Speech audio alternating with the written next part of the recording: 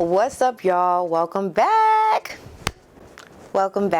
Today we are going to do something very simple, very basic. A lot of you might already know this stuff, but this is for people that are kind of just getting into photography or have been doing photography and don't really shoot manually. So I'm going to break down what the ISO is, what the shutter speed is, and also what is aperture. So these three things are pretty much what you're going to need to shoot manually. Why would you want to shoot manually? Because you have so much more range.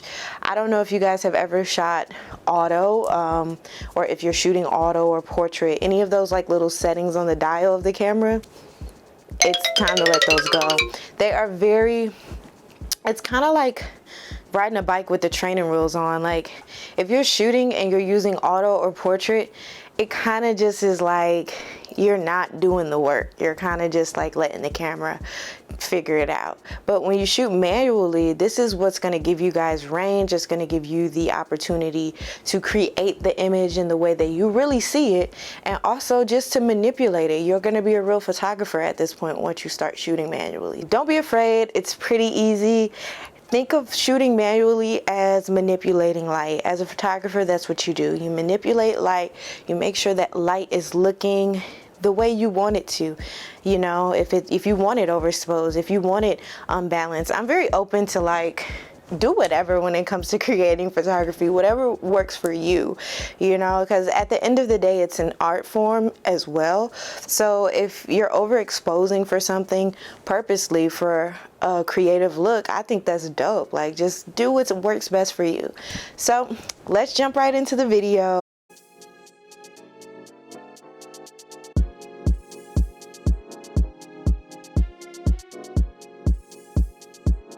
We're going to start with ISO. So ISO is pretty much the amount of grain in an image. And if you have shot with film photography before, you see the physical grain on the image when you increase the ISO. An average ISO to shoot at would be 100 to 200 on the low end, or you can even go below that on some cameras.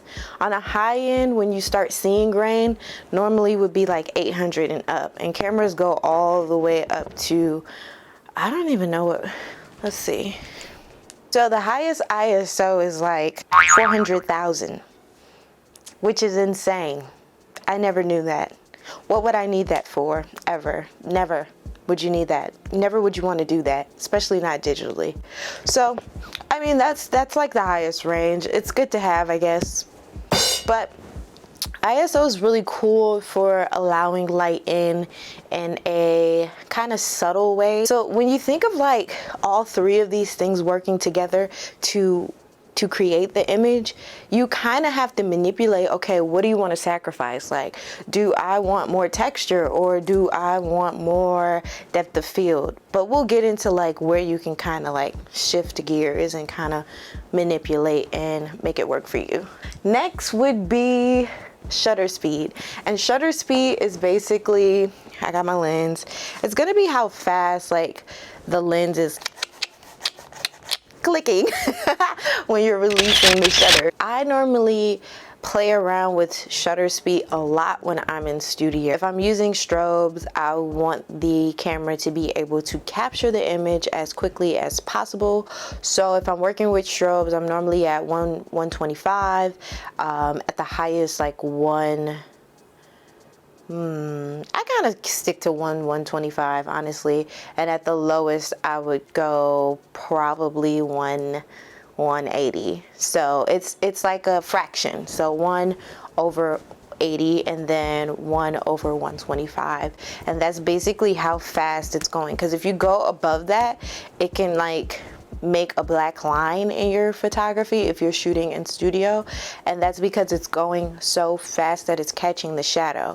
So that's a good way to think about like how fast it's going. Shutter speed is really cool for like outdoors. Like you want to bump that up all the way if you're shooting outside and it's like really, really bright. Aperture is my favorite. I love Aperture out of all three of these. The Aperture is the point where it makes the photo look spicy. Like, this is what you really get to see visually. Aperture is pretty much depending on the lens, and like this is a 35mm lens, 1.8 aperture, which is a very wide opening, and the wider the opening, the more of a bokeh you would have with the background of an image. So for example, this video right now, I'm shooting on a 50mm 1.8, so the background is able to really give this nice bokeh when you are at the right depth of field.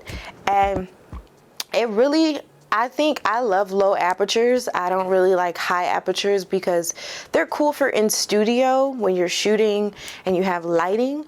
But if you don't have lighting, low apertures kind of make the background look flat. They can also like not really blur the image how I like my photography to look. So when you're thinking about any of these three things, you're really thinking from a spectrum of dark to light, even with aperture. So the lower it is, the more light you're allowing in. The higher it is, the less light. When you're referring to shutter speed, so the higher the shutter speed, the less light that's going to come in, and the lower it is, the more light is going to be coming in. Also, the lower it is, the more motion you're going to see in the image, because it's going so slow that you're not going to see the image as clear or as sharp as you would as if it was going faster. And for ISO, the less it is, the darker the image is, the higher it is, the more light it is. So it really just depends on the spectrum of each of these, and you see the balance is right in the middle. So figuring out your settings, one, like what is the atmosphere. So I'm gonna do a bunch of like different combinations with these settings to give you guys an idea of how to play with light and how to make sure light is looking cool, or even a starting point for you, like when it comes to lighting. Like, I think a starting point for each place that you go, kind of like to figure it out. I know when I first started shooting, Manuel, I was like, what the fuck is this? Like, I had a camera, like a professional camera. I had a DSLR. It was my first one, and I literally put the camera down and was like, I don't want to do this anymore, because I couldn't figure out how to use manual settings. But it really just depends on you kind of getting out there, putting the camera to work, and seeing how it plays like for you, and how to utilize it for how you personally want your images to look. So I'll cut to the clips and show you guys different ways to utilize light. And yeah. Alright guys, I have my little examples here. I'm going to show you guys how ISO, shutter speed, and aperture look visually in photos, so that you guys have an idea of how to work with and manipulate each of these settings. All the photos that I'm taking will be balanced perfectly so that the image looks good. And it will also give you guys a starting point idea of like what to use when you start shooting manual. So stay tuned. Look at these little babies, so cute.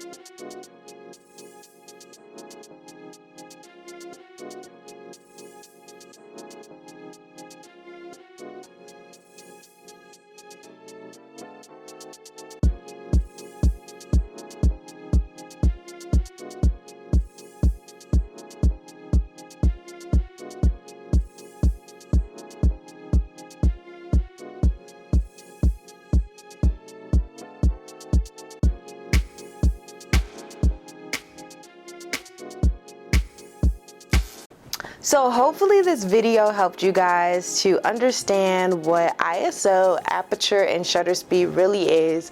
And hopefully this helps you to customize your images more and get out of auto and portraiture mode, because it's like, that's for people who aren't taking this seriously. We want to be real artists. We want to, you know, take control of this light that we're using, and we want to manipulate it in the ways that we feel best is mastering our gaze. So stay tuned if you guys want more videos. I'll be back. Peace.